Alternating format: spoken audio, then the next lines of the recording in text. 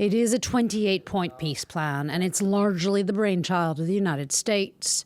The U.S.'s Special Envoy, Steve Witkoff, has been working on it with Secretary of State Marco Rubio. A draft proposal was given to the press, and the plan appears to be quite favorable to Russia. Among the points laid out in exchange for peace, Ukraine would agree to never join NATO, and the alliance would be barred from expanding or stationing troops in Ukraine. That would be a major victory for Moscow.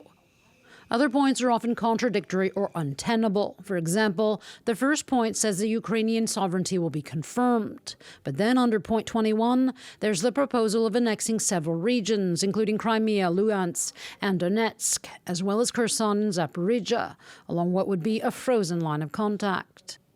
Then there's the promise of reliable security guarantees given to Ukraine. But at the same time, the plan would require Ukraine to reduce its armed forces to 600,000 troops. The plan would authorize the country to join the EU if both eventually chose such a course. It also envisions the financing of a future reconstruction plan, which would be led by the United States and which would include $100 billion of frozen Russian assets. There would also be investments by Europe of $100 billion. And the peace proposal outlines that the U.S. would be compensated with 50% of profits. Russia would see its international sanctions lifted and be able to rejoin the G8 and world institutions, a privilege that was revoked when it invaded Crimea. It would also receive 50% of the electricity from the Zaporizhia nuclear power plant.